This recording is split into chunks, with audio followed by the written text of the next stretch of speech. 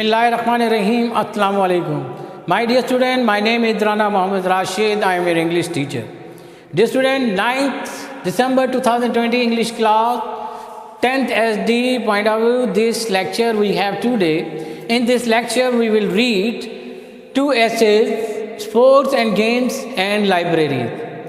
Dear student, before reading these essays, I want to share you with few points that are very important when you are going to write an essay. These points are very important and useful. You have to keep in your mind these points. These points are whatever you are going to write about the essay, sentences should be meaningful. There should be some sense, some reason, and according to the topic.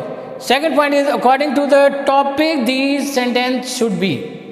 Third point is that this essay should be beginning, middle and end. These 3 points are very strong. Your beginning should be strong, your middle should be strong, as well as your end should be very comprehensible and reasonable. Another point is that avoid the repetition. If you are going to repeat those sentences again and again, this will mar your essay. And this will not leave a good impression on the checker. Another point is that you should write the essay in paragraph. First paragraph, second, third, fourth, fifth, sixth, seventh, eighth, ninth, 10th.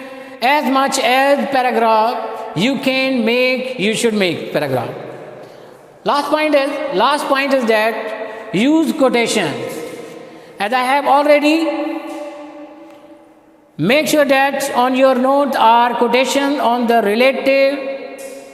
related topic. Now we go to the sports and games essay. Please open your notebooks of the essays. First essay is sports and game. Emerson says, it is not shameful to have played game, but it is shameful to have left off playing them. The ideal of a good and perfect life is to have a sound mind in a sound body. This is recognized by all as the best means of performing our duty. Body and mind should work at their best, and they cannot do so unless both are in good order. The limbs must be supple, active and obedient to the will. It is only when they are sound and supple that we can perform our duties punctually and efficiently. The best way to keep the limbs fit is to exercise them in sports and games of physical skill and strength. Second paragraph.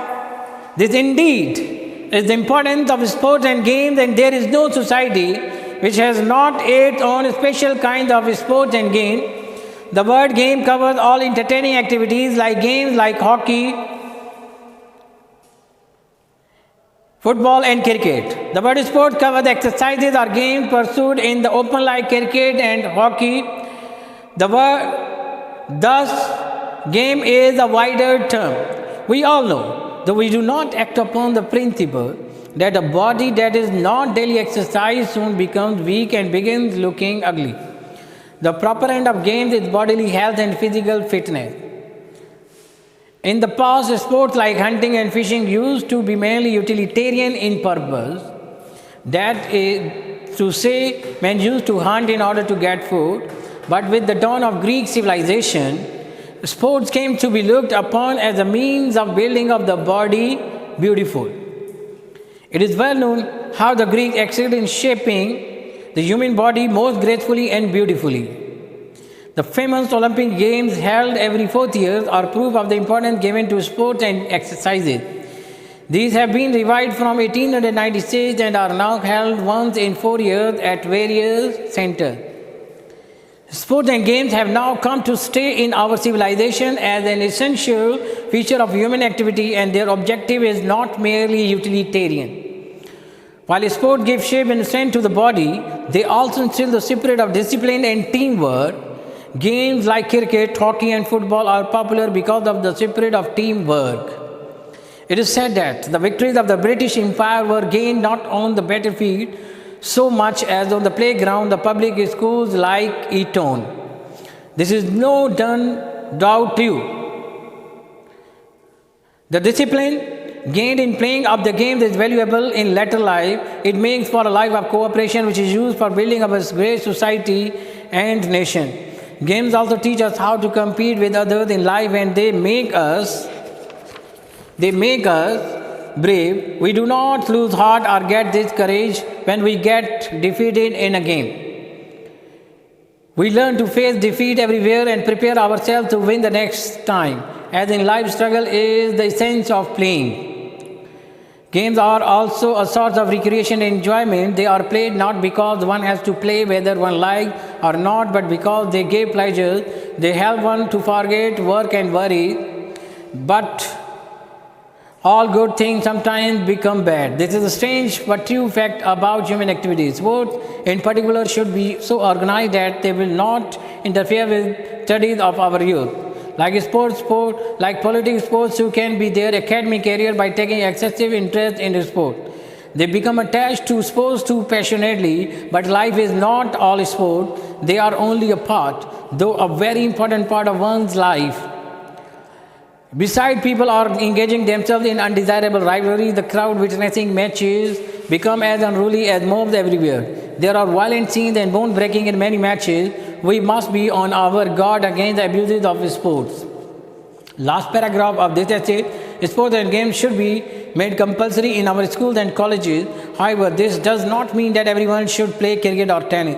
Everyone ought to exercise his or her body regularly and systematically. We must use and revive our own sports and games in addition to Western games. We should see that every Pakistani child is trained physically in some suitable form of sport. This alone will ensure national health, which is the source of national wealth. Dear students, this was the sports and games. Now we will move the second, that is libraries. Very important and difficult essay it is. Books are the prism prepared by the great sages of mankind through which we observe life with all its bright and shining colors.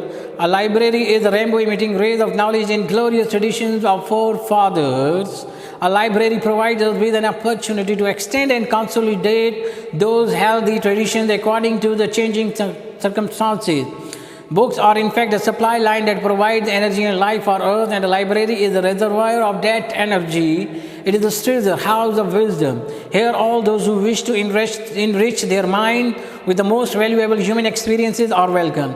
It is in a library that a person explores the realm of knowledge and develops the feeling of belonging to the whole of mankind.